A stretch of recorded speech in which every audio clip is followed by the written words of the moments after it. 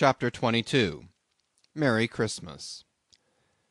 At length, towards noon, upon the final dismissal of the ship's riggers, and after the Pequod had been hauled out from the wharf, and after the ever thoughtful Charity had come off in a whale-boat, with her last gift, a nightcap for Stubb, the second mate, her brother-in-law, and a spare Bible for the steward; after all this, the two captains, Peleg and Bildad, issued from the cabin, and turning to the chief mate, Peleg said, "Now, Mr. Starbuck, are you sure everything is all right? Captain Ahab is all ready. Just spoke to him. Nothing more to be got from shore, eh?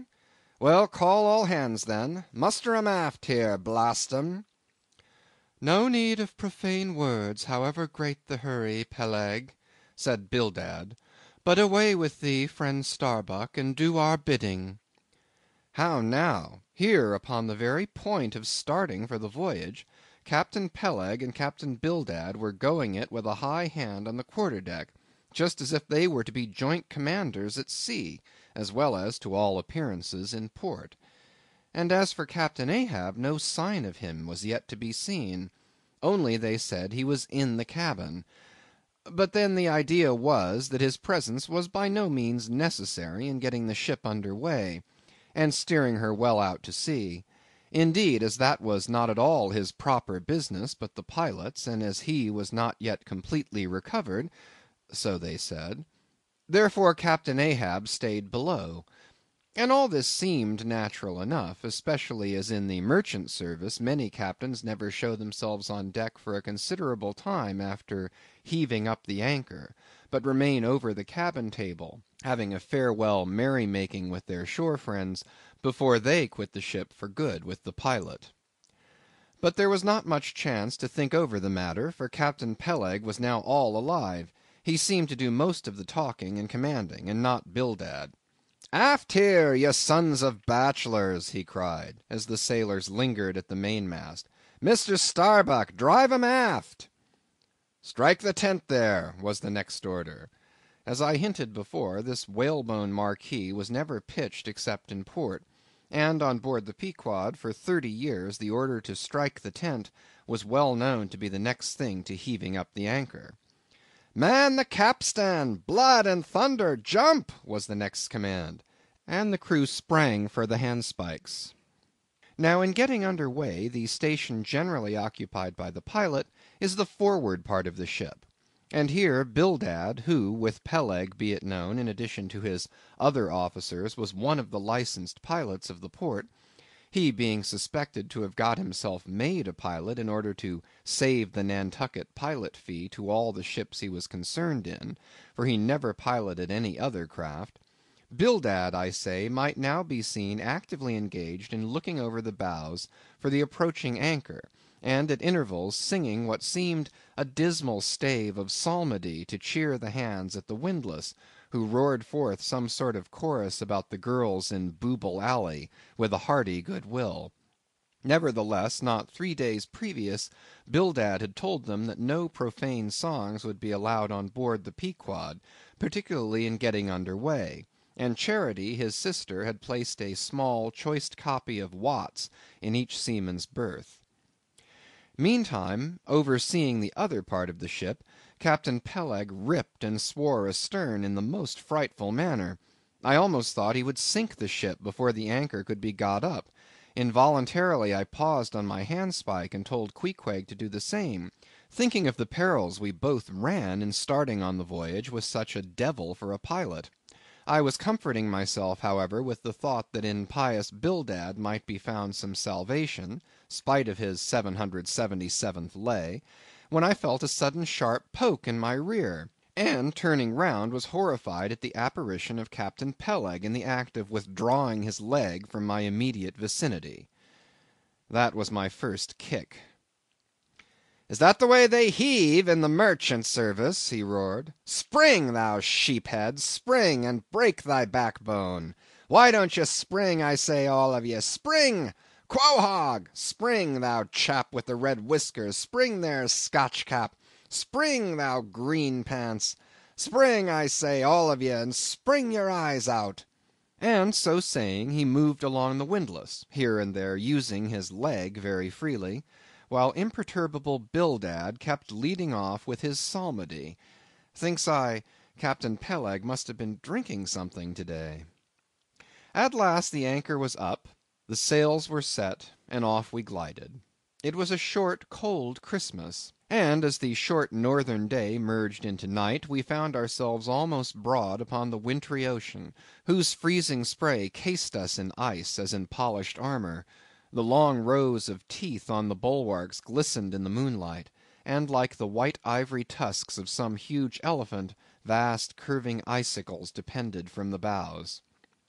Lank Bildad, as pilot, headed the first watch, and ever and anon, as the old craft deep dived into the green seas, and sent the shivering frost all over her, and the winds howled, and the cordage rang, his steady notes were heard. Sweet fields beyond the swelling flood stand dressed in living green, so to the Jews old Canaan stood, while Jordan rolled between. Never did those sweet words sound more sweetly to me than then. They were full of hope and fruition. Spite of this frigid winter night in the boisterous Atlantic, spite of my wet feet and wetter jacket, there was yet, it then seemed to me, many a pleasant haven in store, and meads and glades so eternally vernal that the grass shot up by the spring, untrodden, unwilted, remains at midsummer. At last we gained such an offing that the two pilots were needed no longer. The stout sailboat that had accompanied us began ranging alongside. It was curious and not unpleasing how Peleg and Bildad were affected at this juncture, especially Captain Bildad. For loath to depart yet, very loath to leave, for good, a ship bound on so long and perilous a voyage, beyond both stormy capes, a ship in which some thousands of his hard-earned dollars were invested, a ship in which an old shipmate sailed as captain, a man almost as old as he, once more starting to encounter all the terrors of the pitiless jaw, loath to say good-bye to a thing so every way brimful of every interest to him, poor old Bildad lingered long, paced the deck with anxious strides, ran down into the cabin to speak another farewell word there, again came on deck, and looked to windward, looked towards the wide and endless waters, only bounded by the far-off, unseen eastern continents, looked toward the land, looked aloft, looked right and left, looked everywhere and nowhere, and at last, mechanically coiling a rope upon its pin, convulsively grasped stout Peleg by the hand, and holding up a lantern, for the moment stood gazing heroically in his face, as much to say, nevertheless, friend Peleg, I can stand it. Yes, I can. As for Peleg himself, he took it more like a philosopher. But for all his philosophy, there was a tear twinkling in his eye when the lantern came too near. And he too did not a little run from cabin to deck, now a word below, now a word with Starbuck, the chief mate. But at last he turned to his comrade with a final sort of look about him. Captain Bildad, come, old shipmate, we must go. Back the main-yard there. Boat ahoy! Stand by to come close alongside now. Careful, careful. Come, Bildad, boy, say your last. Luck to ye, Starbuck. Luck to ye, Mr. Stubb. Luck to ye, Mr. Flask. Good-bye and good luck to ye all. And this day 3 years I'll have a hot supper smoking for ye in old Nantucket. Hurrah and away! God bless ye, and have ye in his holy keeping, men, murmured old Bildad almost incoherently. I hope you'll have fine weather now, so that Captain Ahab may soon be moving among ye. A pleasant sun is all he needs, and you'll have plenty of them in the tropic voyage ye go. Be careful in the hunt, ye mates. Don't stave the boats needlessly, ye harpooneers. Good white cedar plank is raised full 3 per cent within the year. Don't forget your prayers either. Mr. Starbuck, mind that cooper don't waste the spare staves. Oh, the sail needles are in the green locker. Don't whale it too much on the Lord's days, men. But don't miss a fair chance either, that's rejecting heaven's good gifts. Have an eye to the molasses tierce, Mr. Stubb. It was a little leaky, I thought. If ye touch at the islands, Mr. Flask, beware of fornication. Good-bye, good-bye. Don't keep that cheese too long down in the hold, Mr. Starbuck, it'll spoil. Be careful with the butter, 20 cents the pound it was, and mind ye if— Come, come, Captain Bildad, stop palavering, away! And with that, Peleg hurried him over the side, and both dropped into the boat. Ship and boat diverged, the cold, damp night breeze blew between, a screaming gull flew overhead, the two hulls wildly rolled, we gave 3 heavy-hearted cheers, and blindly plunged, like fate, into the lone Atlantic. Chapter 23. The Lee Shore. Some chapters back, one Bulkington was spoken of, a tall, new-landed mariner, encountered in New Bedford at the inn. When on that shivering winter's night the Pequod thrust her vindictive bows into the cold, malicious waves, who should I see standing at her helm but Bulkington? I looked with sympathetic awe and fearfulness upon the man, who in midwinter, just landed from a 4 years' dangerous voyage, could so unrestingly push off again for still another tempestuous term. The land seemed scorching to his feet. Wonderfulest things are ever the unmentionable. Deep memories yield no epitaphs. This 6-inch chapter is the stoneless grave of Bulkington. Let me only say that it fared with him as with the storm-tossed ship that miserably drives along the leeward land. The port would fain give succor. The port is pitiful. In the port is safety, comfort, hearthstone, supper, warm blankets, friends, all that's kind to our mortalities. But in that gale, the port, the land, is that ship's direst jeopardy. She must fly all hospitality. One touch of land, though it but graze the keel, would make her shudder through and through. With all her might she crowds all sail off shore. In so doing, fights 'gainst the very winds that fain would blow her homeward, seeks all the lashed sea's landlessness again, for refuge's sake forlornly rushing into peril, her only friend, her bitterest foe. Know ye now, Bulkington? Glimpses do you seem to see of that mortally intolerable truth, that all deep, earnest thinking is but the intrepid effort of the soul to keep the open independence of her sea, while the wildest winds of heaven and earth conspire to cast her on the treacherous, slavish shore? But as in landlessness alone resides highest truth, shoreless, indefinite as God, so better it is to perish in that howling infinite, than be ingloriously dashed upon the lee, even if that were safety. For worm-like then, oh, who would craven crawl to land? Terrors of the terrible! Is all this agony so vain? Take heart, O Bulkington! Bear thee grimly, demigod! Up from the spray of thy ocean perishing, straight up leaps thy apotheosis. Chapter 24. The Advocate. As Queequeg and I are now fairly embarked in this business of whaling, and as this business of whaling has somehow come to be regarded among landsmen as a rather unpoetical and disreputable pursuit, therefore I am all anxiety to convince you, ye landsmen, of the injustice hereby done to us hunters of whales. In the first place, it may be deemed almost superfluous to establish the fact, that among people at large the business of whaling is not accounted on a level with what are called the liberal professions. If a stranger were introduced into any miscellaneous metropolitan society, it would but slightly advance the general opinion of his merits were he presented to the company as a harpooner, say; and if in emulation of the naval officers he should append the initials S.W.F. (Sperm Whale Fishery) to his visiting card, such a procedure would be deemed preeminently presuming and ridiculous.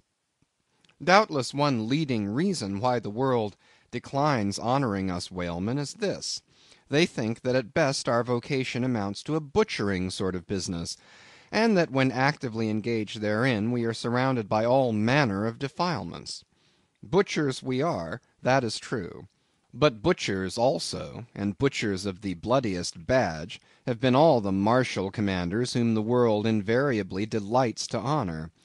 And as for the matter of the alleged uncleanliness of our business, you shall soon be initiated into certain facts, hitherto pretty generally unknown, and which, upon the whole, will triumphantly plant the sperm whale ship at least among the cleanliest things of this tidy earth.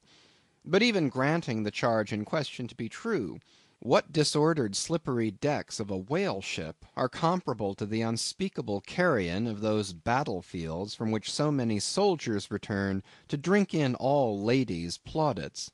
And if the idea of peril so much enhances the popular conceit of the soldier's profession, let me assure you that many a veteran who has freely marched up to a battery would quickly recoil at the apparition of the sperm whale's vast tail, fanning into eddies the air over his head. For what are the comprehensible terrors of man compared with the interlinked terrors and wonders of God? But though the world scouts at us whale hunters, yet does it unwittingly pay us the profoundest homage, yea, an all abounding adoration. For almost all the tapers, lamps, and candles that burn round the globe, burn, as before so many shrines, to our glory. But look at this matter in other lights.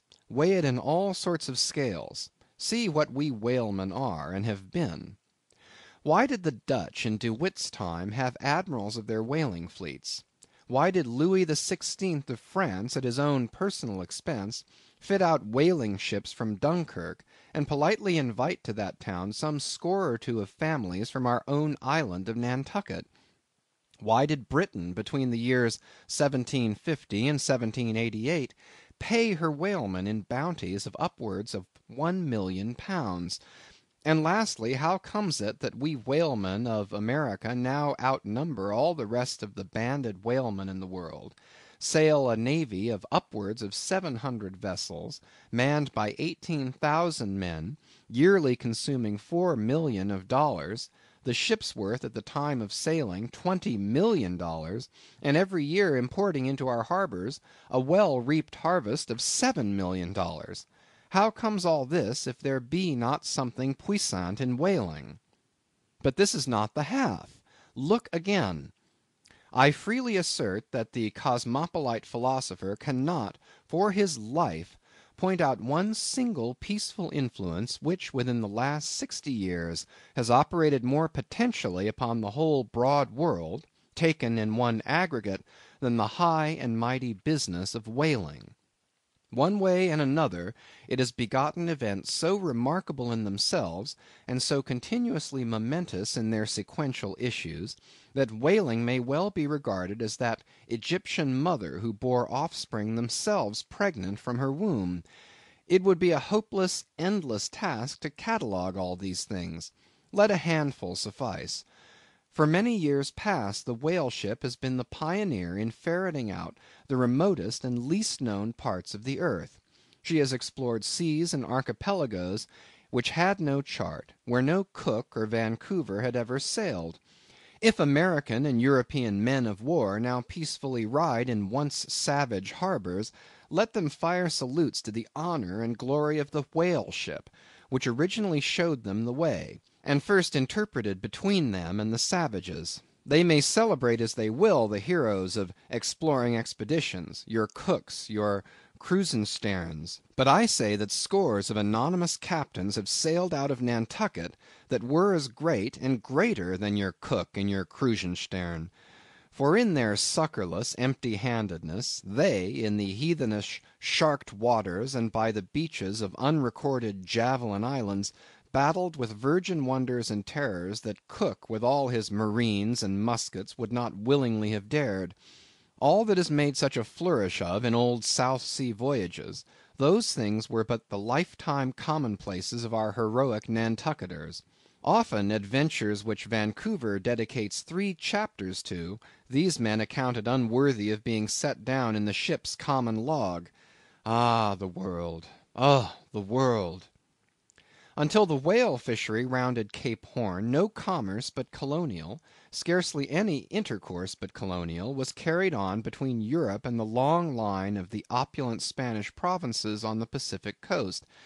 It was the whalemen who first broke through the jealous policy of the Spanish crown touching those colonies; and, if space permitted, it might be distinctly shown how from those whalemen at last eventuated the liberation of Peru, Chili, and Bolivia from the yoke of old Spain, and the establishment of eternal democracy in those parts. That great America on the other side of the sphere, Australia, was given to the enlightened world by the whalemen. After its first blunder-born discovery by a Dutchman, all other ships long shunned those shores as pestiferously barbarous; but the whale ship touched there. The whale ship is the true mother of that now mighty colony.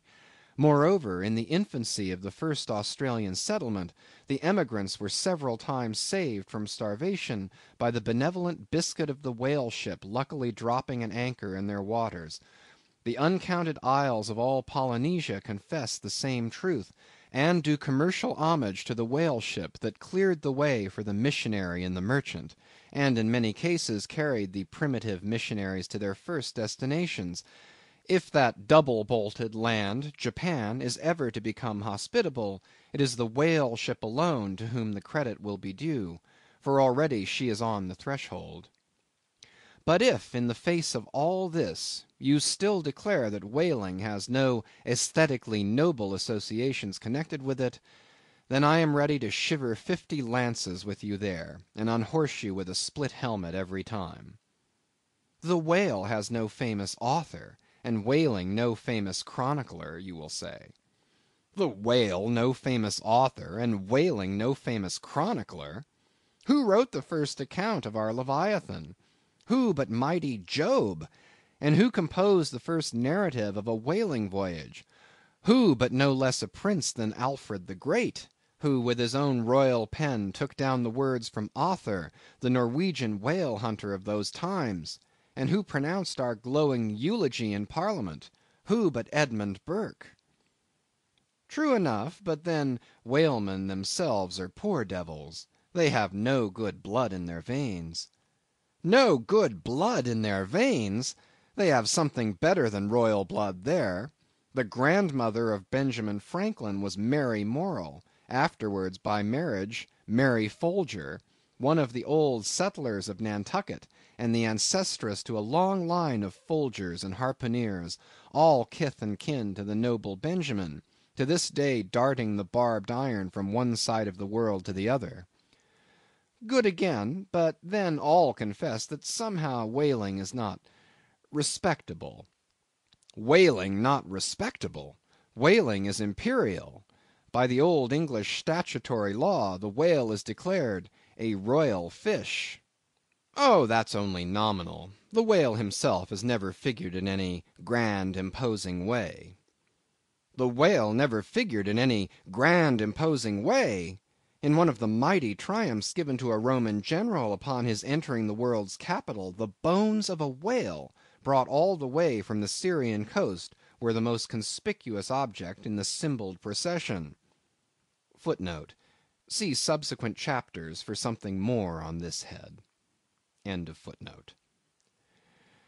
Grant it, since you cite it, but say what you will, there is no real dignity in whaling. No dignity in whaling! The dignity of our calling the very heavens attest. Cetus is a constellation in the south. No more! Drive down your hat in the presence of the Czar, and take it off to Queequeg. No more! I know a man that in his lifetime has taken 350 whales. I account that man more honorable than that great captain of antiquity who boasted of taking as many walled towns.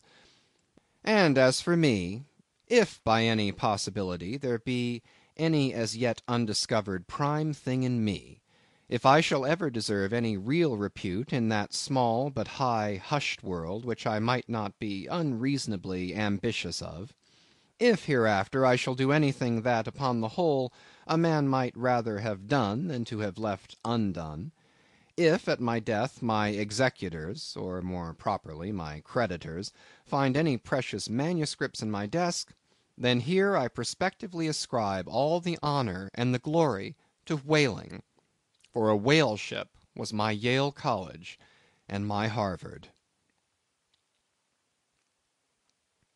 Chapter 25. Postscript.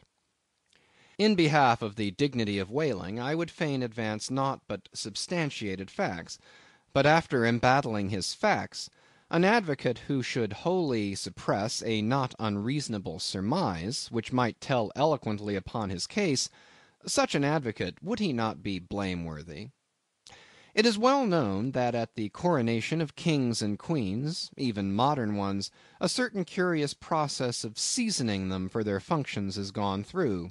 There is a salt cellar of state, so called, and there may be a castor of state. How they use the salt precisely, who knows? Certain I am, however, that a king's head is solemnly oiled at his coronation, even as a head of salad. Can it be, though, that they anoint it with a view of making his interior run well, as they anoint machinery? Much might be ruminated here concerning the essential dignity of this regal process, because in common life we esteem but meanly and contemptibly a fellow who anoints his hair, and palpably smells of that anointing. In truth, a mature man who uses hair oil, unless medicinally, that man has probably got a quaggy spot in him somewhere. As a general rule, he can't amount to much in his totality. But the only thing to be considered here is this: what kind of oil is used at coronation? Certainly it cannot be olive oil, or macassar oil, nor castor oil, nor bear's oil, nor train oil, nor cod liver oil. What then can it possibly be but sperm oil in its unmanufactured, unpolluted state, the sweetest of all oils? Think of that, ye loyal Britons! We whalemen supply your kings and queens with coronation stuff. Chapter 26. Knights and Squires. The chief mate of the Pequod was Starbuck, a native of Nantucket, and a Quaker by descent. He was a long, earnest man, and though born on an icy coast, seemed well adapted to endure the hot latitudes, his flesh being hard as twice-baked biscuit. Transported to the Indies, his live blood would not spoil like bottled ale. He must have been born in some time of general drought and famine, or upon one of those fast days for which his state is famous. Only some 30 arid summers had he seen. Those summers had dried up all his physical superfluousness. But this, his thinness, so to speak, seemed no more the token of wasting anxieties and cares than it seemed the indication of any bodily blight. It was merely the condensation of the man. He was by no means ill looking, quite the contrary. His pure, tight skin was an excellent fit, and closely wrapped up in it, and embalmed with inner health and strength, like a revivified Egyptian, this Starbuck seemed prepared to endure for long ages to come, and to endure always as now; for be it polar snow or torrid sun, like a patent chronometer, his interior vitality was warranted to do well in all climates. Looking into his eyes, you seemed to see there the yet lingering images of those thousandfold perils he had calmly confronted through life. A staid, steadfast man, whose life for the most part was a telling pantomime of action, and not a tame chapter of sounds. Yet for all his hardy sobriety and fortitude, there were certain qualities in him which at times affected, and in some cases seemed well nigh to overbalance all the rest. Uncommonly conscientious for a seaman, and endued with a deep natural reverence, the wild watery loneliness of his life did therefore strongly incline him to superstition, but to that sort of superstition which in some organizations seems rather to spring, somehow, from intelligence than from ignorance.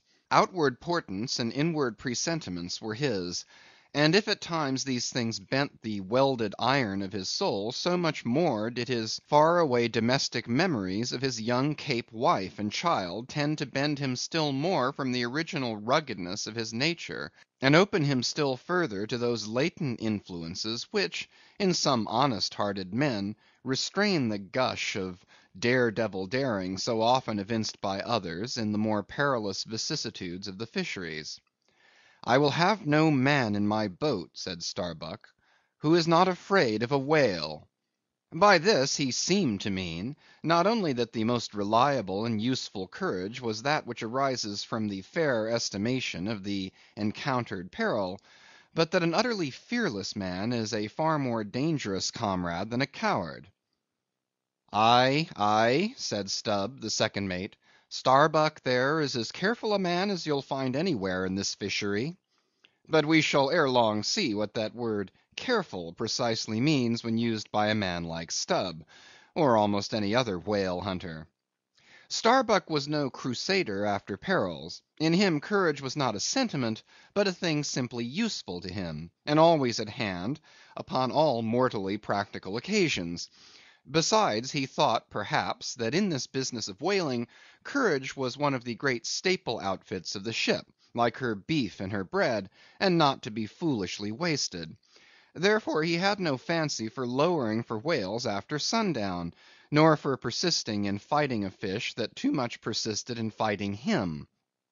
For, thought Starbuck, I am here in this critical ocean to kill whales for my living, and not to be killed by them for theirs. And that hundreds of men had been so killed, Starbuck well knew. What doom was his own father's? Where in the bottomless deeps could he find the torn limbs of his brother? With memories like these in him, and moreover given to a certain superstitiousness, as has been said, the courage of this Starbuck, which could nevertheless still flourish, must indeed have been extreme. But it was not in reasonable nature that a man so organized, and with such terrible experiences and remembrances as he had, it was not in nature that these things should fail in latently engendering an element in him which, under suitable circumstances, would break out from its confinement, and burn all his courage up. And brave as he might be, it was that sort of bravery chiefly, visible in some intrepid men, which, while generally abiding firm in the conflict with seas, or winds, or whales, or any of the ordinary irrational horrors of the world, yet cannot withstand those more terrific because more spiritual terrors, which sometimes menace you from the concentrating brow of an enraged and mighty man. But were the coming narrative to reveal in any instance the complete abasement of poor Starbuck's fortitude, scarce might I have the heart to write it.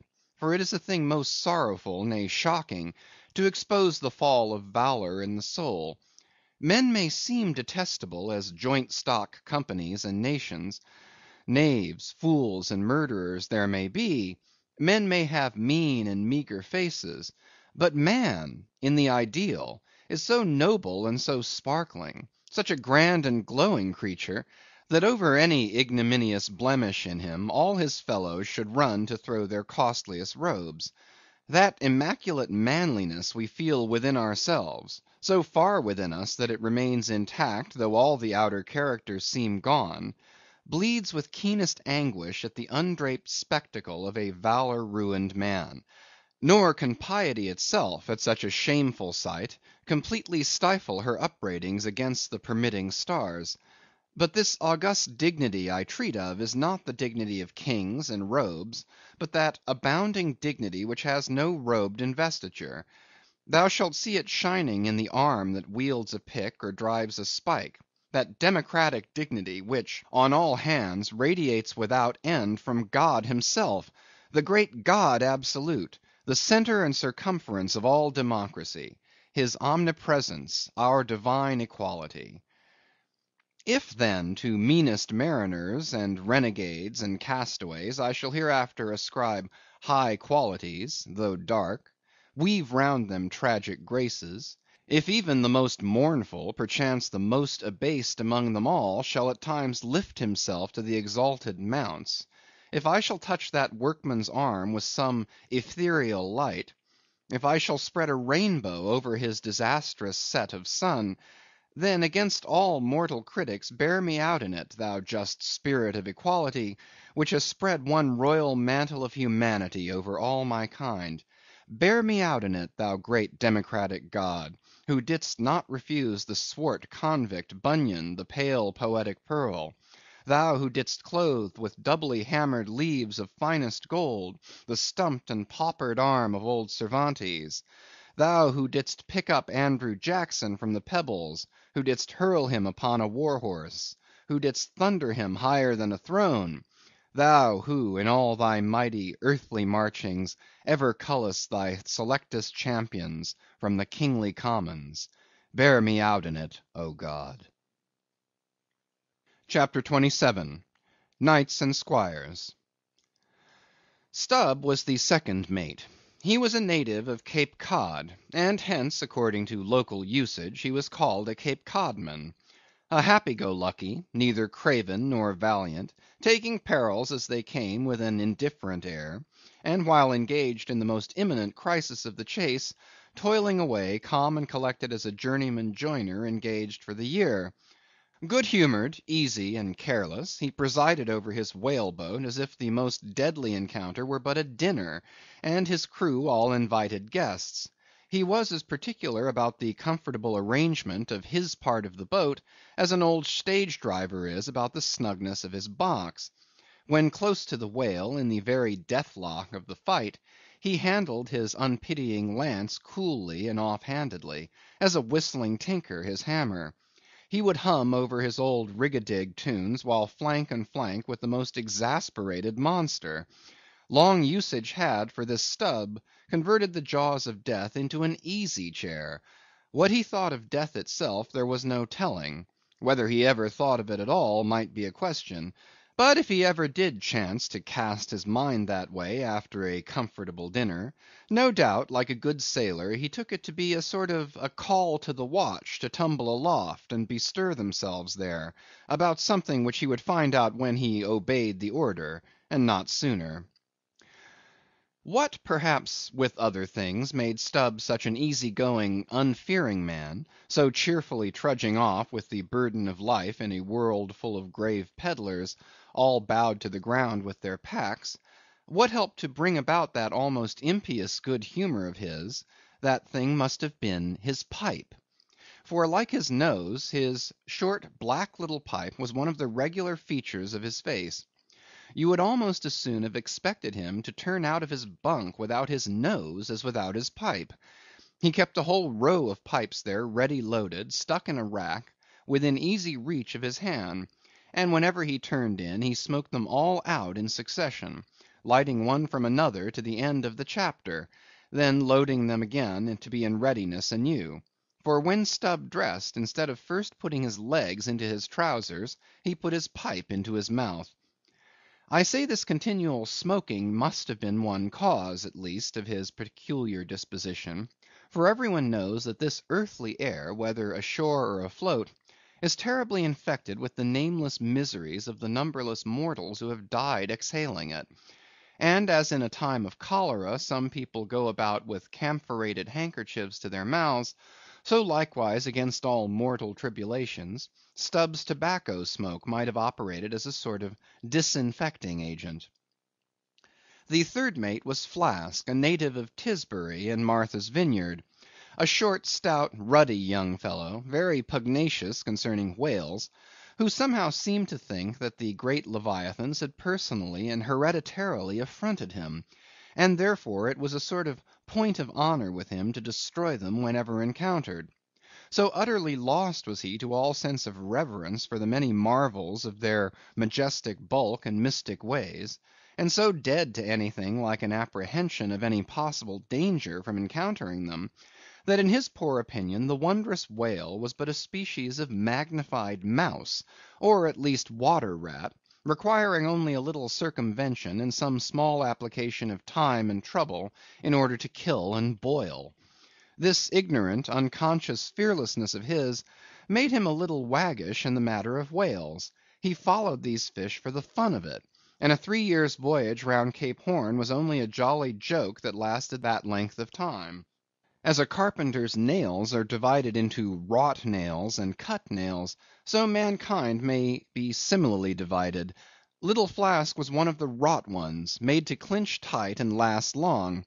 They called him King Post on board the Pequod, because in form he could be well likened to the short square timber known by that name in Arctic whalers, and which by the means of many radiating side timbers inserted into it, serves to brace the ship against the icy concussions of those battering seas. Now these three mates, Starbuck, Stubb, and Flask, were momentous men.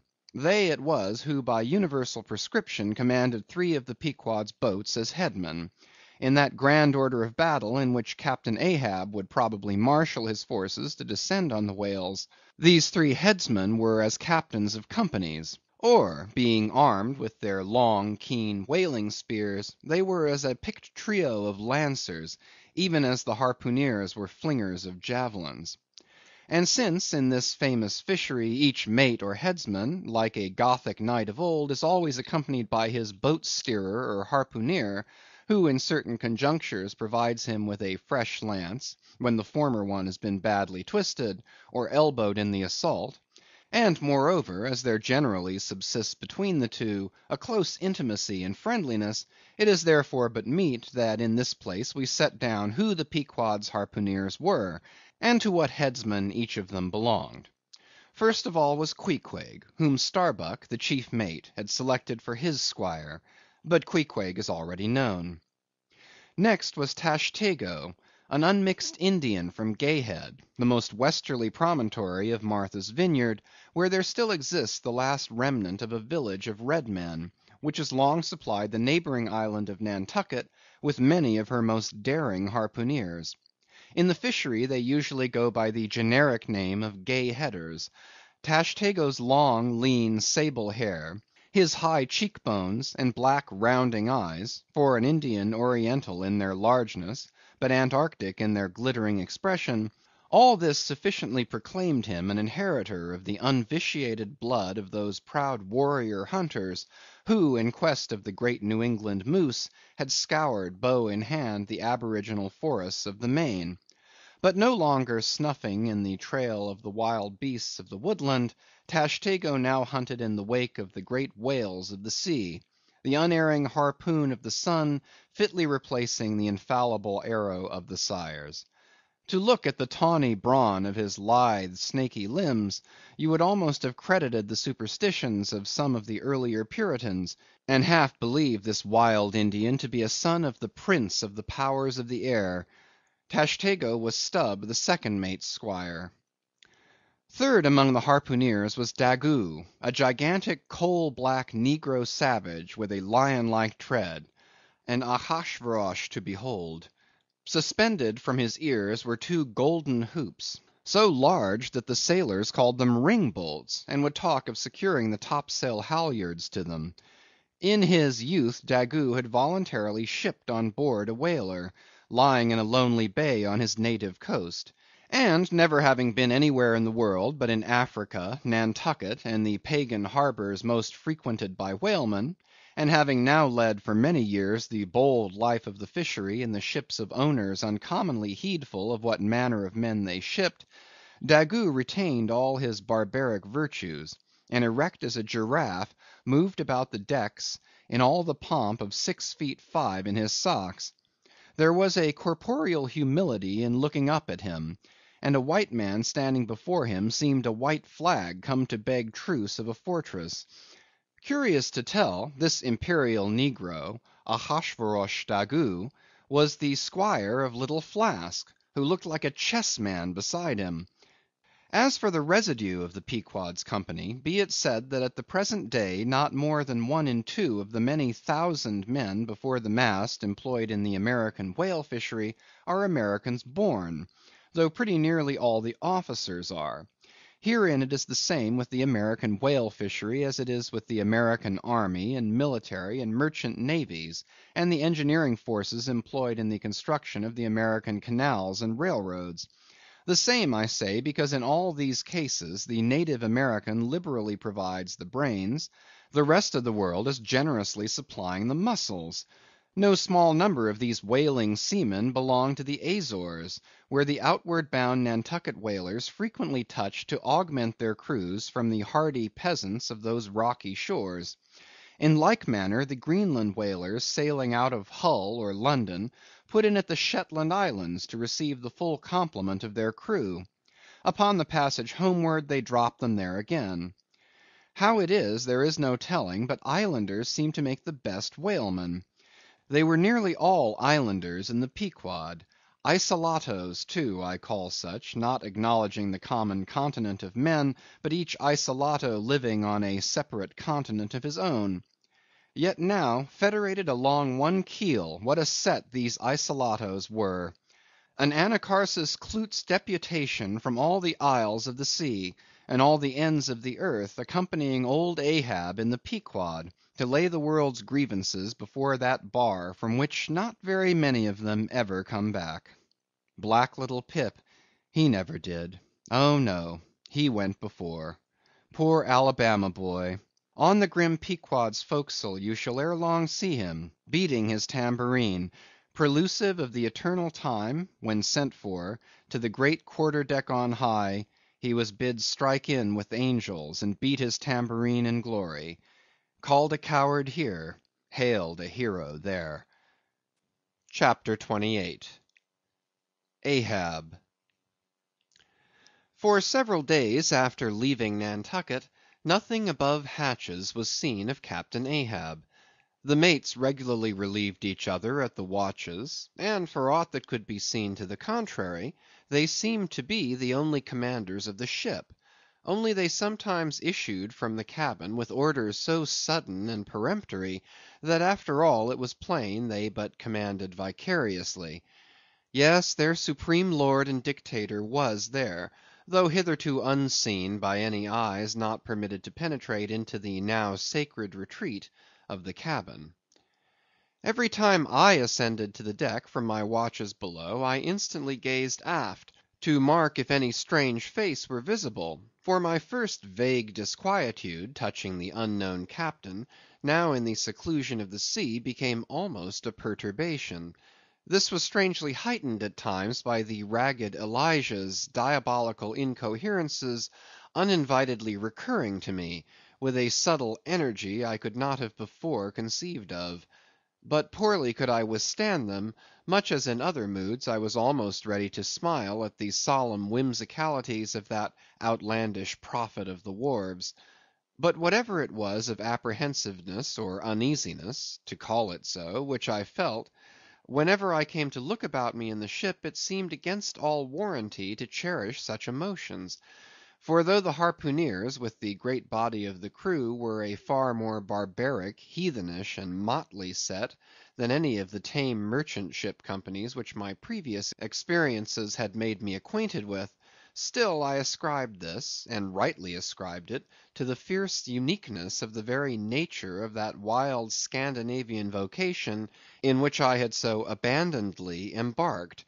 But it was especially the aspect of the three chief officers of the ship, the mates, which was most forcibly calculated to allay these colorless misgivings, and induce confidence and cheerfulness in every presentment of the voyage. Three better, more likely sea officers and men, each in his own different way, could not readily be found; and they were, every one of them, Americans; a Nantucketer, a Vineyarder, a Cape man. Now, it being Christmas when the ship shot from outer harbor, for a space we had biting polar weather, though all the time running away from it to the southward; and by every degree and minute of latitude which we sailed, gradually leaving that merciless winter and all its intolerable weather behind us. It was one of those less lowering but still grey and gloomy enough mornings of the transition, when with a fair wind the ship was rushing through the water with a vindictive sort of leaping and melancholy rapidity, that as I mounted to the deck at the call of the forenoon watch, so soon as I levelled my glance toward the taffrail, foreboding shivers ran over me. Reality outran apprehension. Captain Ahab stood upon his quarter‐deck. There seemed no sign of common bodily illness about him, nor of the recovery from any. He looked like a man cut away from the stake, when the fire has overrunningly wasted all the limbs without consuming them, or taking away one particle from their compacted aged robustness. His whole high, broad form seemed made of solid bronze, and shaped in an unalterable mould like Cellini's cast Perseus. Threading its way out from among his grey hairs, and continuing right down one side of his tawny, scorched face and neck, till it disappeared in his clothing, you saw a slender rod-like mark, lividly whitish. It resembled that perpendicular seam sometimes made in the straight lofty trunk of a great tree, when the upper lightning tearingly darts down it, and without wrenching a single twig, peels and grooves out the bark from top to bottom, ere running off into the soil, leaving the tree still greenly alive, but branded.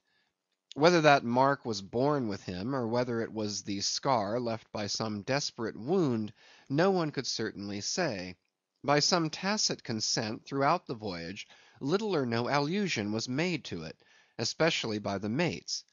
But once Tashtego senior, an old Gayhead Indian among the crew, superstitiously asserted that not till he was full 40 years old did Ahab become that way branded, and then it came upon him not in the fury of any mortal fray, but in an elemental strife at sea.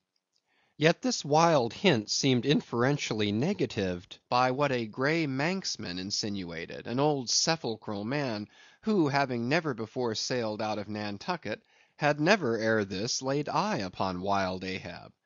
Nevertheless, the old sea traditions, the immemorial credulities, popularly invested this old Manxman with preternatural powers of discernment, so that no white sailor seriously contradicted him when he said that if ever Captain Ahab should be tranquilly laid out, which might hardly come to pass, so he muttered, then whoever should do that last office for the dead would find a birthmark on him from crown to sole.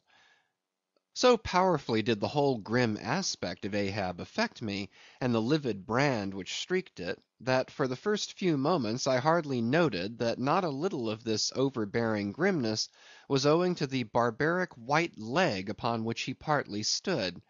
It had previously come to me that this ivory leg had at sea been fashioned from the polished bone of a sperm whale's jaw.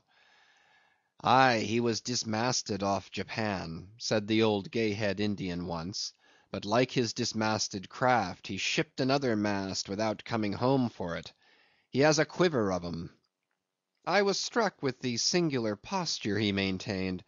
Upon each side of the Pequod's quarter deck, and pretty close to the mizzen shrouds, there was an auger hole, bored about half an inch or so into the plank. His bone legs steadied in that hole, one arm elevated and holding by a shroud, Captain Ahab stood erect, looking straight out beyond the ship's ever pitching prow.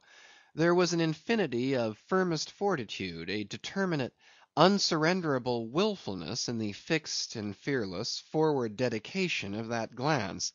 Not a word he spoke, nor did his officers say aught to him, though by all their minutest gestures and expressions they plainly showed the uneasy, if not painful consciousness of being under a troubled master eye.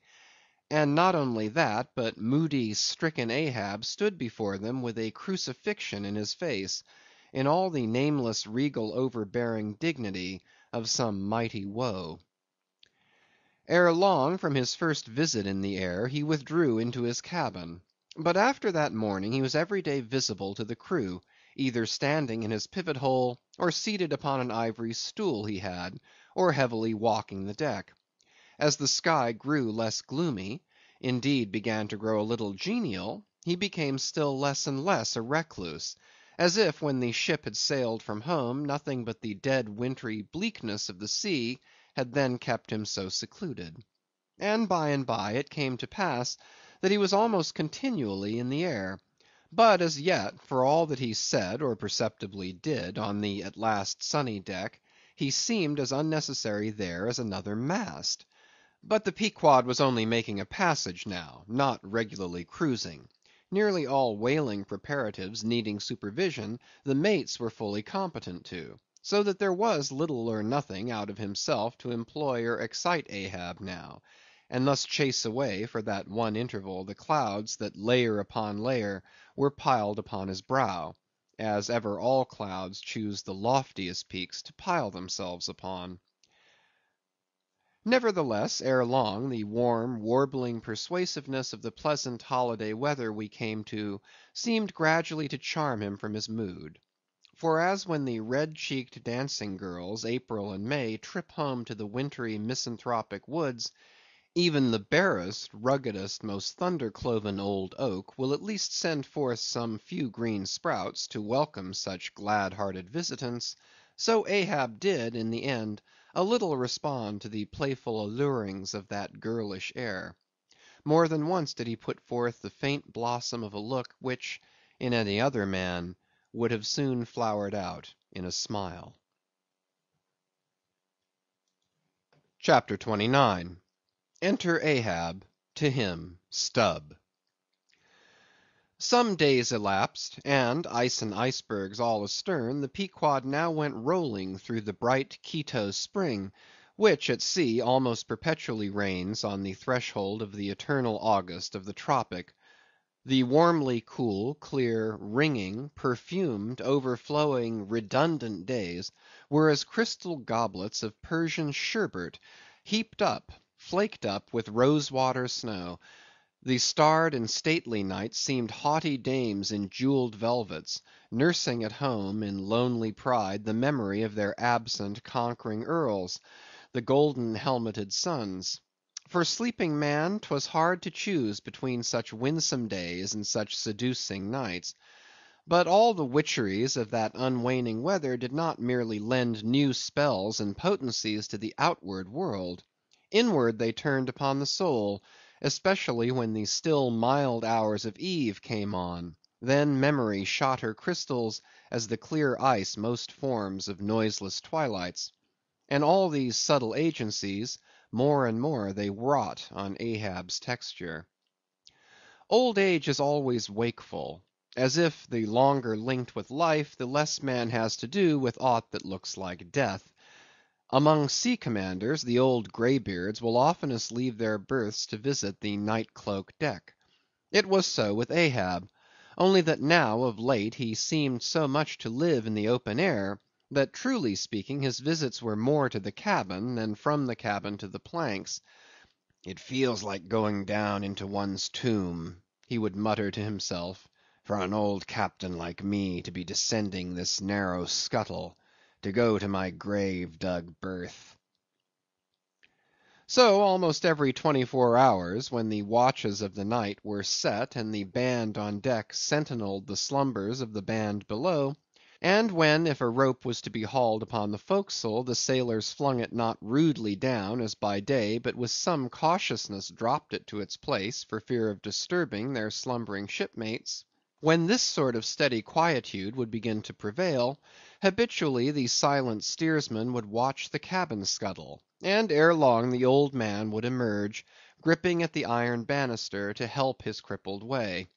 Some considering touch of humanity was in him, for at times like these he usually abstained from patrolling the quarter‐deck, because to his wearied mates, seeking repose within 6 inches of his ivory heel, such would have been the reverberating crack and din of that bony step, that their dreams would have been on the crunching teeth of sharks. But once, the mood was on him too deep for common regardings; and as with heavy lumber‐like pace he was measuring the ship from taffrail to mainmast, Stubb, the old second mate, came up from below, with a certain unassured deprecating humorousness, hinted that if Captain Ahab was pleased to walk the planks, then no one could say nay, but there might be some way of muffling the noise; hinting something indistinctly and hesitatingly about a globe of tow, and the insertion into it of the ivory heel. Ah, Stubb, thou didst not know Ahab then. "Am I a cannon ball, Stubb," said Ahab, "that thou wouldst wad me that fashion? But go thy ways, I had forgot. Below to thy nightly grave, where such as ye sleep between shrouds, to use ye to filling one at last. Down, Dog and Kennel!" Starting at the unforeseen concluding exclamation of the so suddenly scornful old man, Stubb was speechless for a moment, and then said excitedly, I am not used to be spoken to that way, sir. I do but less than half like it, sir. Avast! gritted Ahab between his set teeth, and violently moving away as if to avoid some passionate temptation. No, sir, not yet, said Stubb, emboldened. I will not tamely be called a dog, sir. And be called 10 times a donkey and a mule and an ass, and be gone, or I'll clear the world of thee. As he said this, Ahab advanced upon him with such overbearing terrors in his aspect, that Stubb involuntarily retreated. I was never served so before without giving a hard blow for it, muttered Stubb, as he found himself descending the cabin scuttle. It's very queer. Stop, Stubb.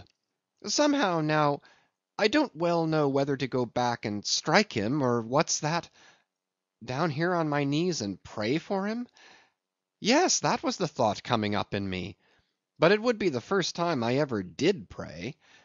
It's queer, very queer. And he's queer, too. Aye, take him fore and aft, he's about the queerest old man Stubb ever sailed with. How he flashed at me, his eyes like powder pans. Is he mad? Anyway, there's something on his mind, as sure as there must be something on a deck when it cracks. He ain't in his bed now, either, more than 3 hours out of 24, and he don't sleep then. Didn't that doughboy, the steward, tell me that of a morning he always finds the old man's hammock clothes all rumpled and tumbled, and the sheets down at the foot, and the coverlid almost tied into knots, and the pillow a sort of frightful hot, as though a baked brick had been on it. A hot old man.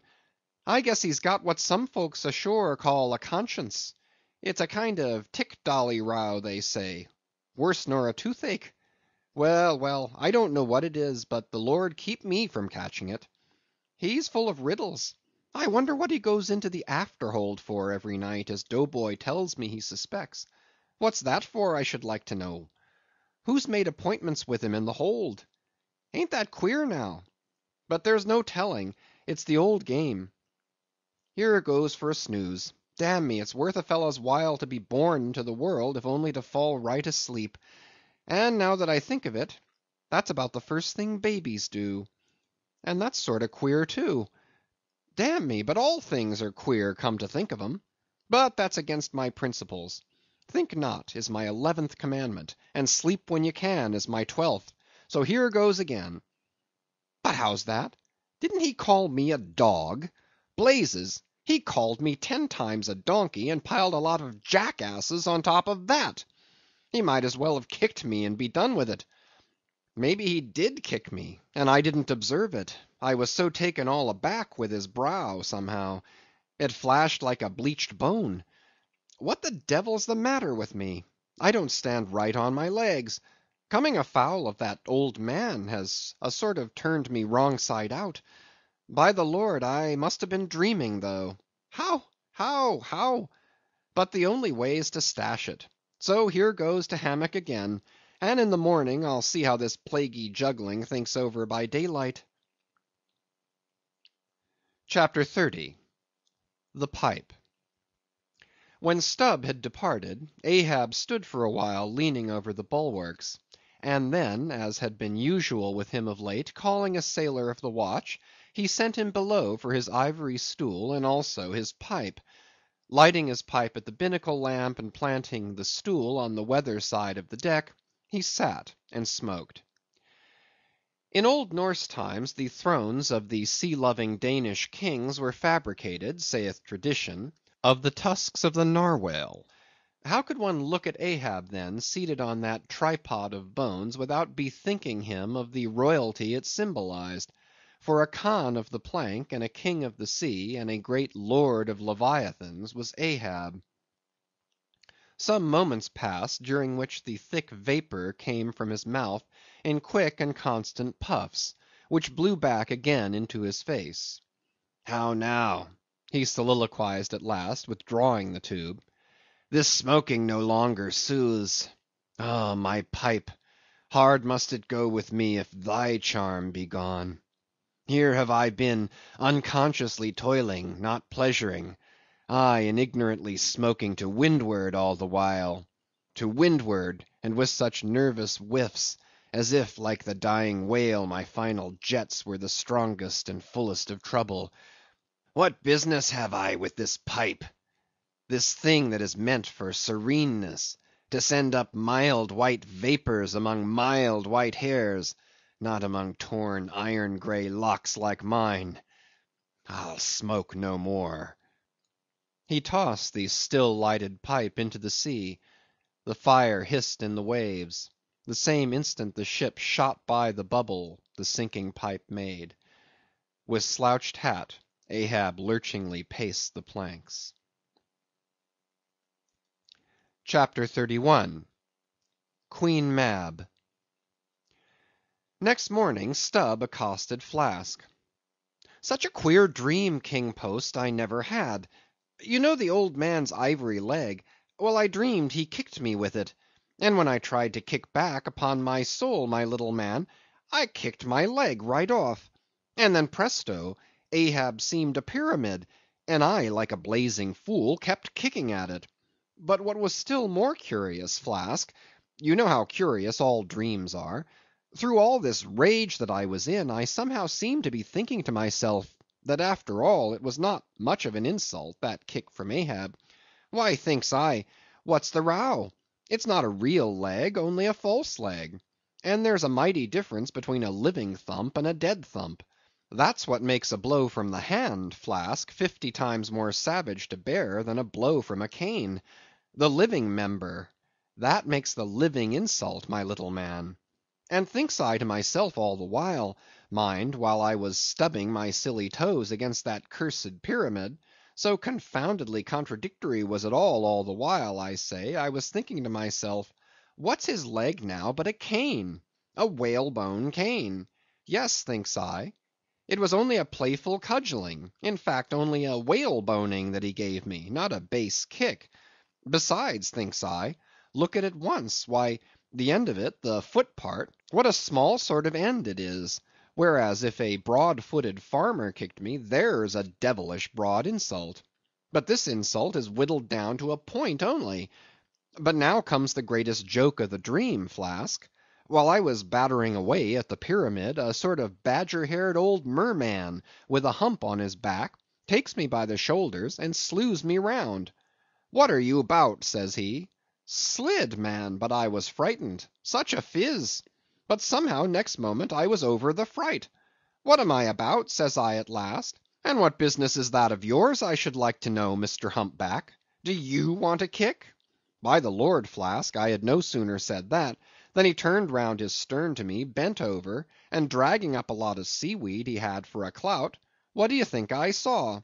Why, thunder alive, man, his stern was stuck full of marlin spikes, with the points out. Says I, on second thoughts, I guess I won't kick you, old fellow. "Wise Stubb," says he, "wise Stubb," and kept muttering it all the time, a sort of eating of his own gums, like a chimney hag.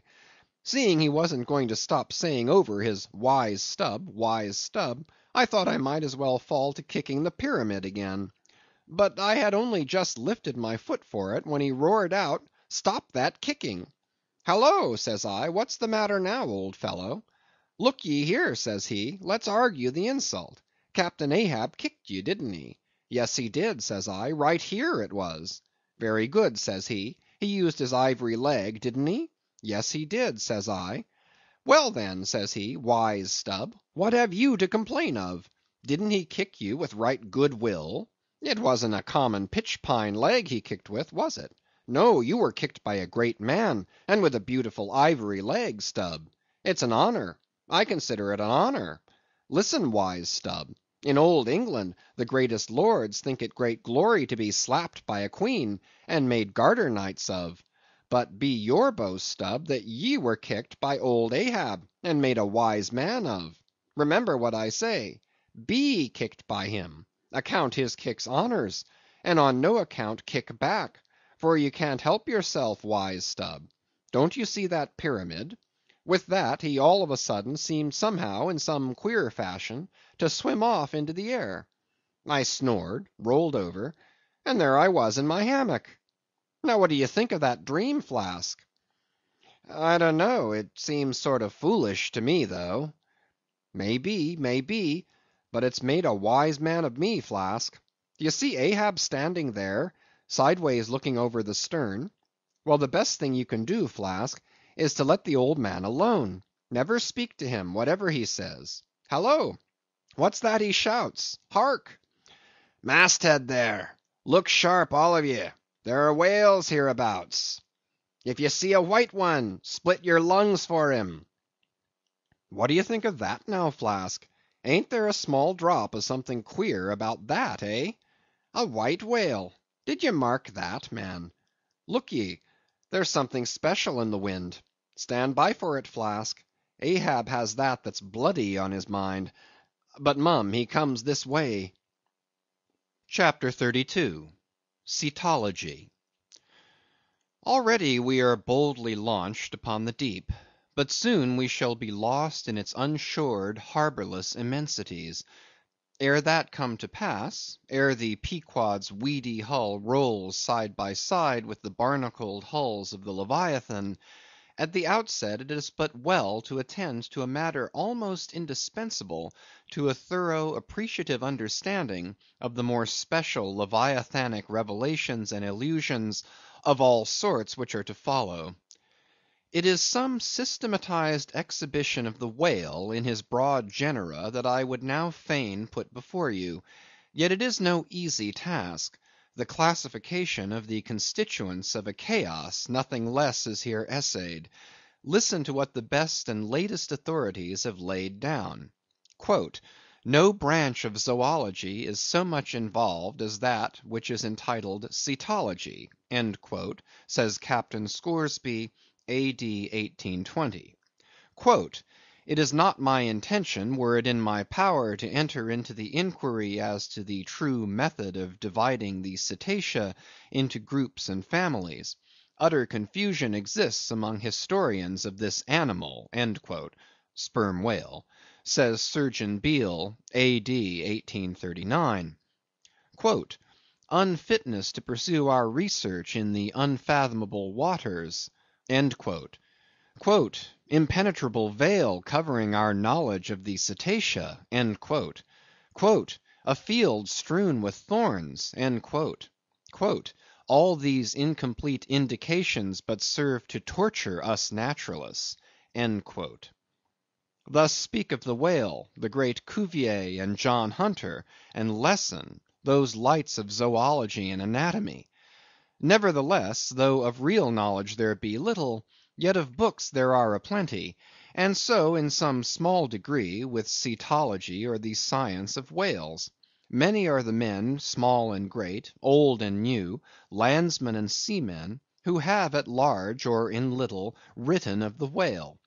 Run over a few: the authors of the Bible, Aristotle, Pliny, Aldrovandi, Sir Thomas Browne, Gesner, Ray, Linnaeus, Rondeletius, Willoughby, Green, Artedi, Sibbald, Brisson, Martin, Lacépède, Bonterre, Desmarais, Baron Cuvier, Frederick Cuvier, John Hunter, Owen, Scoresby, Beale, Bennett, J. Ross Browne, the author of Miriam Coffin, Olmsted, and the Reverend T. Cheever. But to what ultimate generalizing purpose all these have written, the above cited extracts will show. Of the names in this list of whale authors, only those following Owen ever saw living whales, and but one of them was a real professional harpooner and whaleman, I mean Captain Scoresby. On the separate subject of the Greenland or right whale, he is the best existing authority. But Scoresby knew nothing and says nothing of the great sperm whale, compared with which the Greenland whale is almost unworthy mentioning. And here be it said that the Greenland whale is a usurper upon the throne of the seas. He is not even by any means the largest of the whales. Yet owing to the long priority of his claims, and the profound ignorance which, until some 70 years back, invested the then fabulous or utterly unknown sperm whale, and which ignorance to this present day still reigns in all but some few scientific retreats and whale ports, this usurpation has been every way complete. Reference to nearly all the leviathanic allusions in the great poets of past days will satisfy you that the Greenland whale, without one rival, was to them the monarch of the seas. But the time has at last come for a new proclamation. This is Charing Cross. Hear ye, good people all. The Greenland whale is deposed. The great sperm whale now reigneth.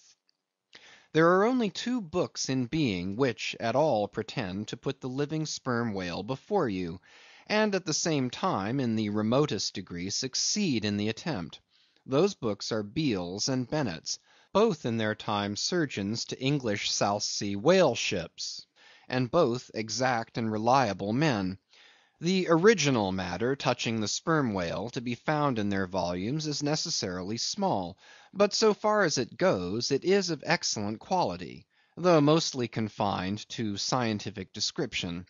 As yet, however, the sperm whale, scientific or poetic, lives not complete in any literature. Far above all other hunted whales, his is an unwritten life.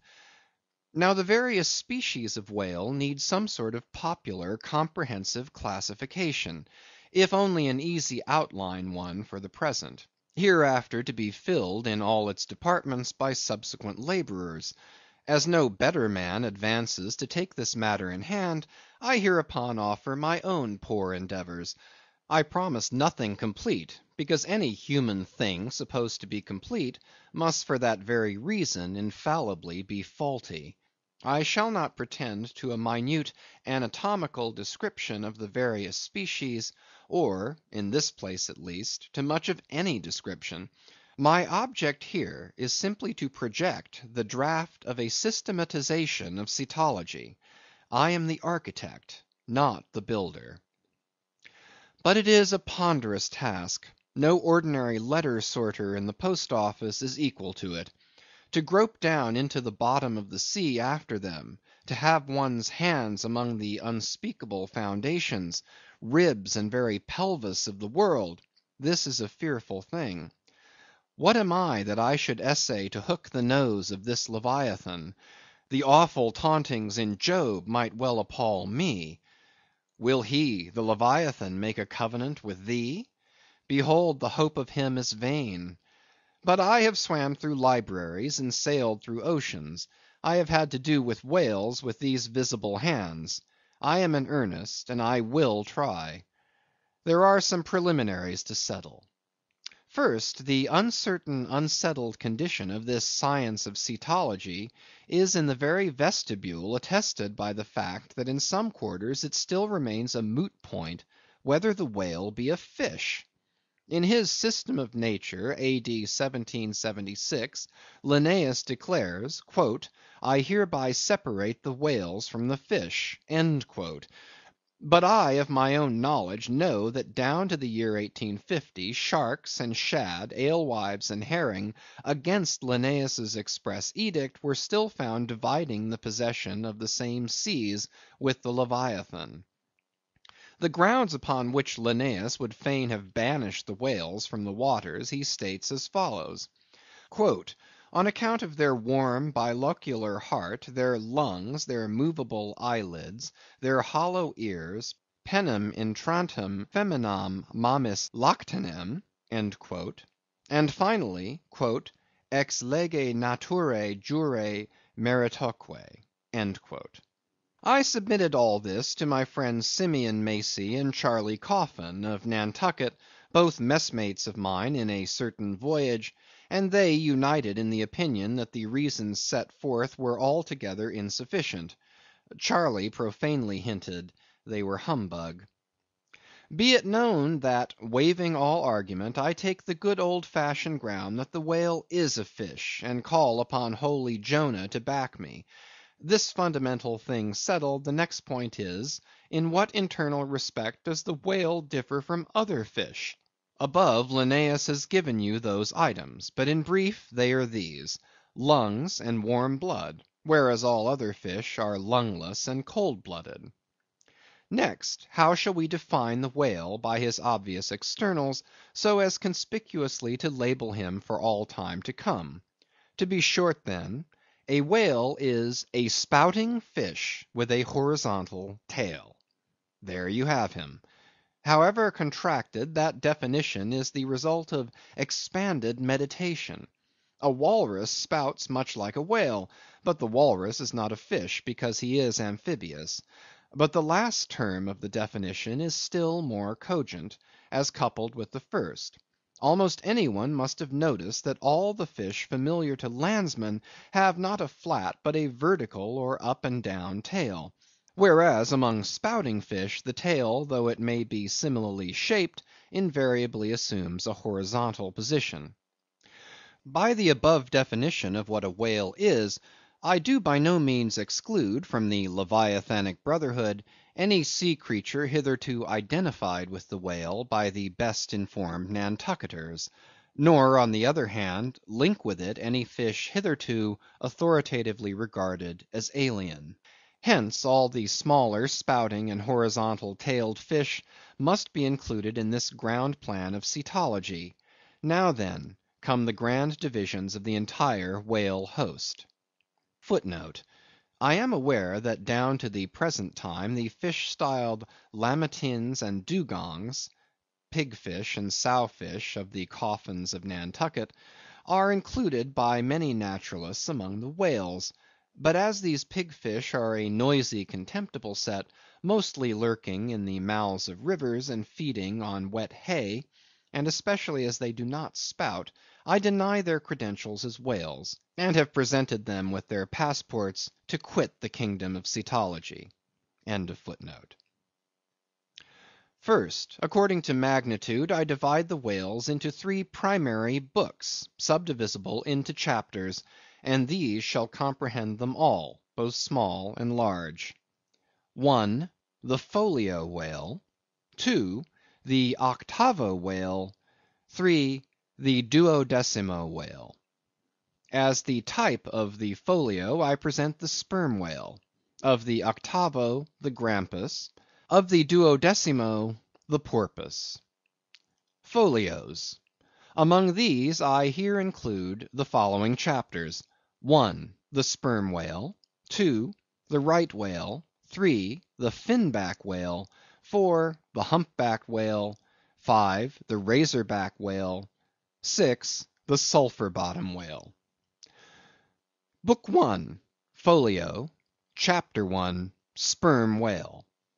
This whale, among the English of old vaguely known as the Trumpa whale, and the Physeter whale, and the anvil-headed whale, is the present cachalot of the French, and the Potzfisch of the Germans, and the Macrocephalus of the long words. He is without doubt the largest inhabitant of the globe, the most formidable of all whales to encounter, the most majestic in aspect, and lastly, by far, the most valuable in commerce; he being the only creature from which that valuable substance, spermaceti, is obtained. All his peculiarities will, in many other places, be enlarged upon. It is chiefly with his name that I now have to do. Philologically considered, it is absurd. Some centuries ago, when the sperm whale was almost wholly unknown in his own proper individuality, and when his oil was only accidentally obtained from the stranded fish, in those days spermaceti, it would seem, was popularly supposed to be derived from a creature identical with the one then known in England as the Greenland or right whale. It was the idea also that this same spermaceti was that quickening humor of the Greenland whale which the first syllable of the word literally expresses. In those times also spermaceti was exceedingly scarce, not being used for light, but only as an ointment and medicament. It was only to be had from the druggists as you nowadays buy an ounce of rhubarb. When, as I opine, in the course of time, the true nature of spermaceti became known, its original name was still retained by the dealers, no doubt to enhance its value by a notion so strangely significant of its scarcity. And so the appellation must have at last come to be bestowed upon the whale from which this spermaceti was really derived. Book I. Folio, Chapter 2, Right Whale. In one respect, this is the most venerable of the Leviathans, being the one first regularly hunted by man. It yields the article commonly known as whalebone or baleen, and the oil specially known as whale oil, an inferior article in commerce. Among the fishermen he is indiscriminately designated by all the following titles: the whale, the Greenland whale, the black whale, the great whale, the true whale, the right whale. There is a deal of obscurity concerning the identity of the species thus multitudinously baptized. What then is the whale which I include in the second species of my folios? It is the great Mysticetus of the English naturalists, the Greenland whale of the English whalemen, the Baleine ordinaire of the French whalemen, the Grauland's walfish of the Swedes. It is the whale which for more than 2 centuries past has been hunted by the Dutch and English in the Arctic seas. It is the whale which the American fishermen have long pursued in the Indian Ocean, on the Brazil banks, in the Norwest coast, and in various other parts of the world designated by them right whale cruising grounds. Some pretend to see a difference between the Greenland whale of the English and the right whale of the Americans, but they precisely agree in all their grand features. Nor has there yet been presented a single determinate fact upon which to ground a radical distinction. It is by endless subdivisions based upon the most inconclusive differences that some departments of natural history become so repellingly intricate. The right whale will elsewhere be treated of at some length, with reference to elucidating the sperm whale. Book I, Folio, Chapter 3, Finback. Under this head I reckon a monster which by the various names of finback, tall spout, and long john, has been seen almost in every sea, and is commonly the whale whose distant jet is so often descried by passengers crossing the Atlantic, in the New York packet tracks. In the length he attains, and in his baleen, the finback resembles the right whale, but is of a less portly girth, and a lighter color, approaching to olive.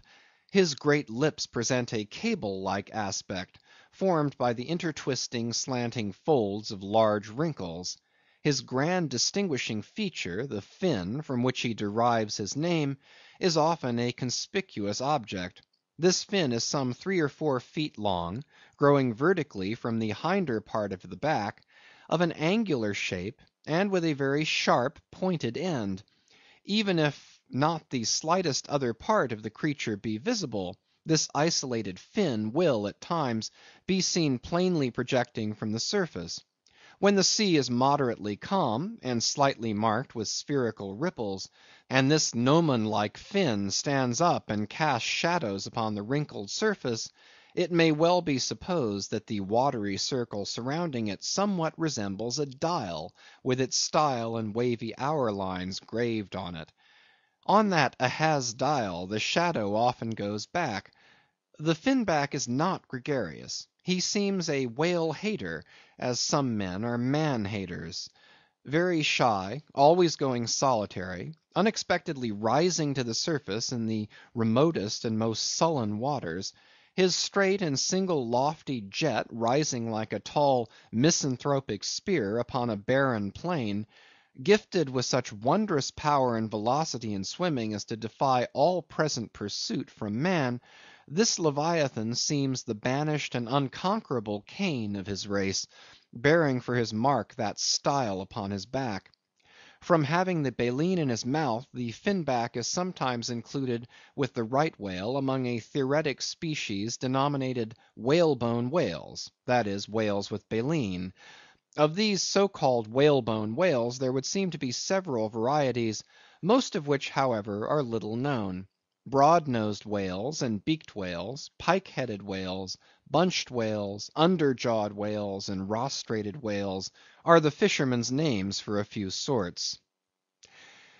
In connection with this appellative of whalebone whales, it is of great importance to mention that however such a nomenclature may be convenient in facilitating allusions to some kinds of whales, Yet it is in vain to attempt a clear classification of the Leviathan, founded upon either his baleen, or hump, or fin, or teeth; notwithstanding that those marked parts or features very obviously seem better adapted to afford the basis for a regular system of cetology than any other detached bodily distinctions which the whale in his kinds presents. How then? The baleen, hump, back fin, and teeth, these are things whose peculiarities are indiscriminately dispersed among all sorts of whales, without any regard to what may be the nature of their structure in other and more essential particulars. Thus the sperm whale and the humpbacked whale each has a hump, but there the similitude ceases. Then this same humpback whale and the Greenland whale, each of these has baleen, but there again the similitude ceases. And it is just the same with the other parts above mentioned. In various sorts of whales they form such irregular combinations, or in the case of any one of them detached, such an irregular isolation, as utterly to defy all general methodization formed upon such a basis. On this rock every one of the whale naturalists has split. But it may possibly be conceived that in the internal parts of the whale, in his anatomy, there at least we shall be able to hit the right classification.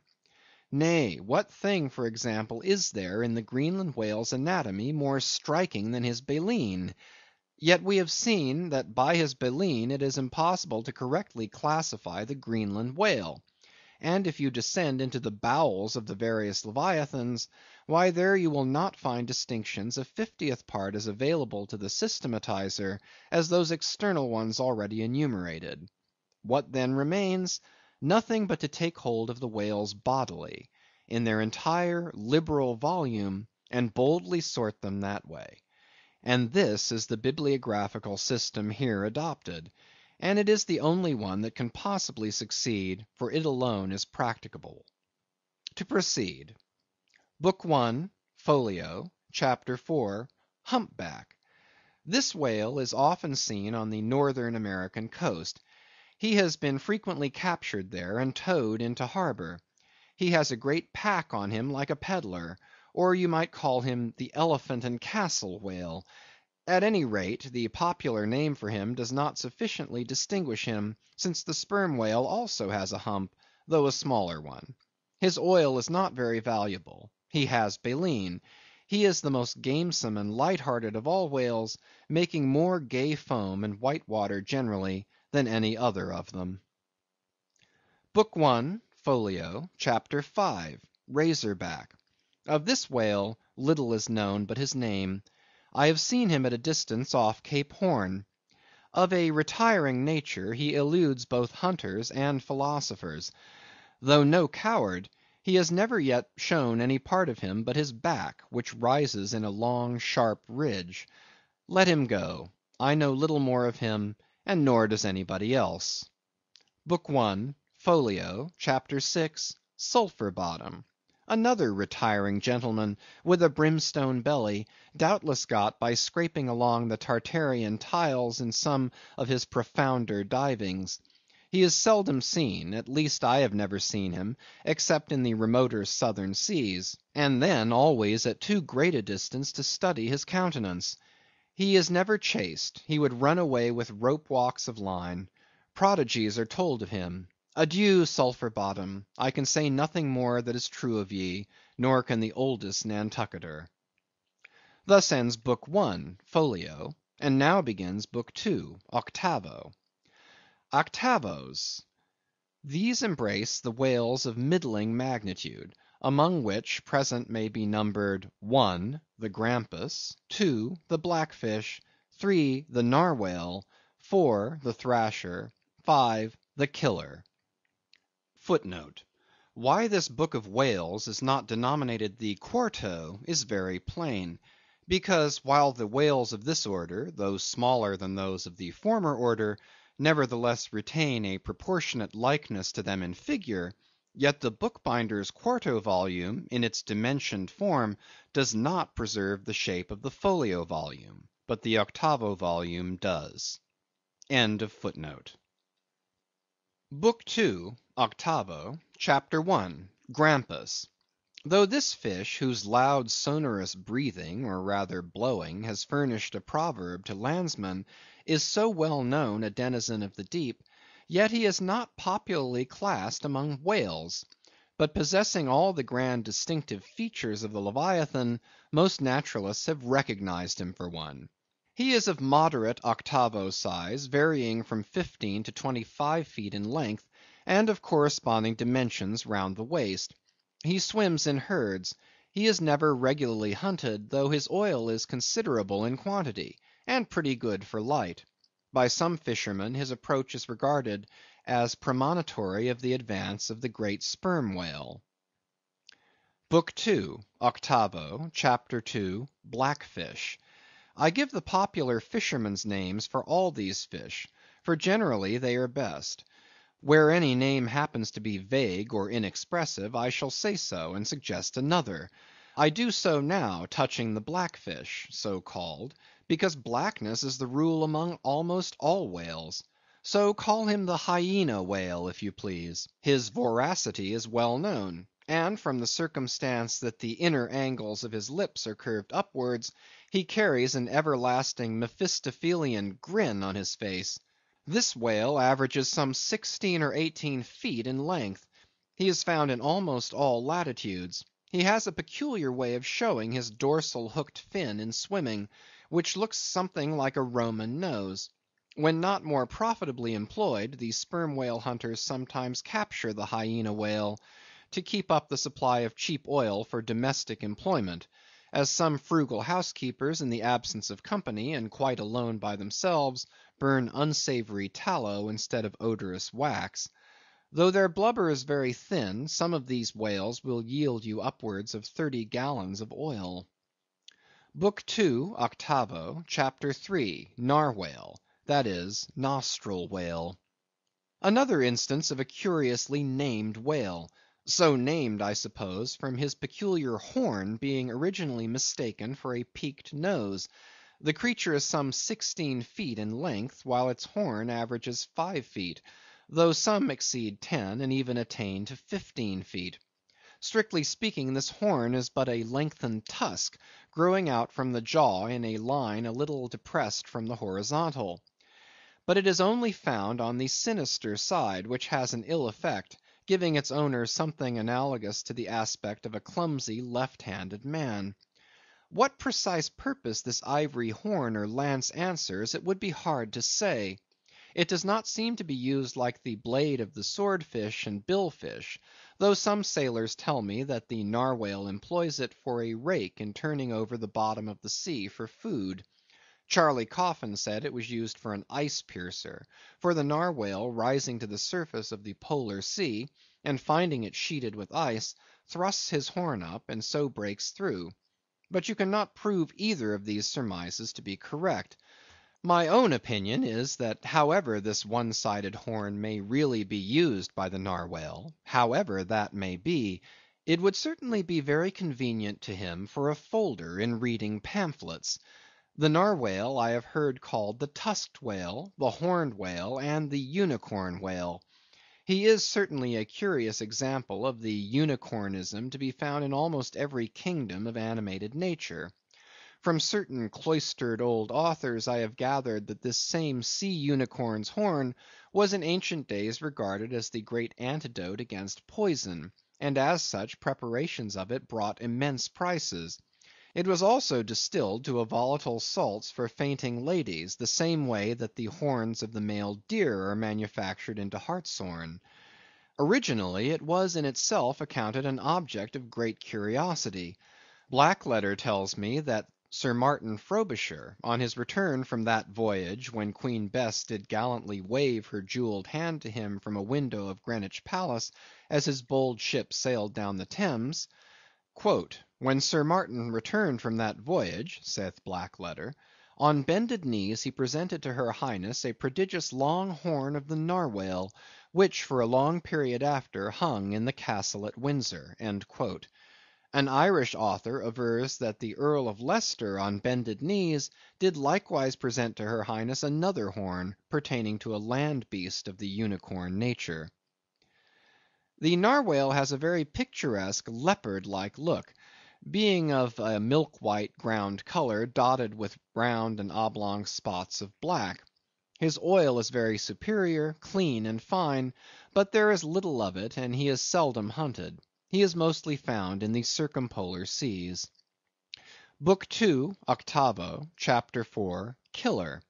Of this whale little is precisely known to the Nantucketer, and nothing at all to the professed naturalist.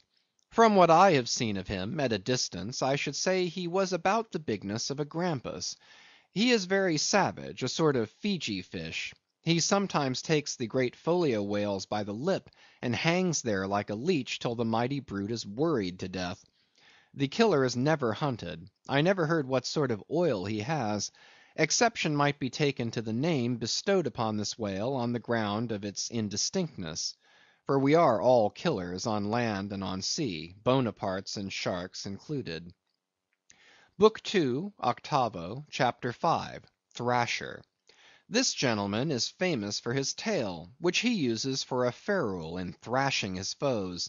He mounts the folio whale's back, and as he swims, he works his passage by flogging him, as some schoolmasters get along in the world by a similar process. Still less is known of the thrasher than of the killer. Both are outlaws, even in the lawless seas. Thus ends Book II, 8vo, and begins Book III, 12mo. Duodecimos. These include the smaller whales. 1. The huzza porpoise. 2. The algerine porpoise. 3. The mealy-mouthed porpoise. To those who have not chanced specifically to study the subject, it may possibly seem strange that fishes not commonly exceeding 4 or 5 feet should be marshalled among whales, a word which, in the popular sense, always conveys the idea of hugeness. But the creatures set down above as duodecimos are infallibly whales, by the terms of my definition of what a whale is, i.e., a spouting fish with a horizontal tail. Book III, 12mo, Chapter 1, Huzza Porpoise. This is the common porpoise found almost all over the globe.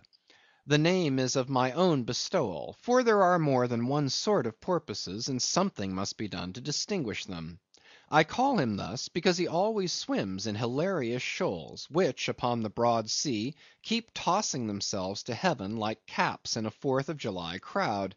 Their appearance is generally hailed with delight by the mariner. Full of fine spirits, they invariably come from the breezy billows to windward. They are the lads that always live before the wind. They are accounted a lucky omen. If you yourself can withstand 3 cheers at beholding these vivacious fish, then Heaven help you. The spirit of godly gamesomeness is not in you. A well-fed, plump huzza porpoise will yield you 1 good gallon of good oil, but the fine and delicate fluid extracted from his jaws is exceedingly valuable. It is in request among jewelers and watchmakers.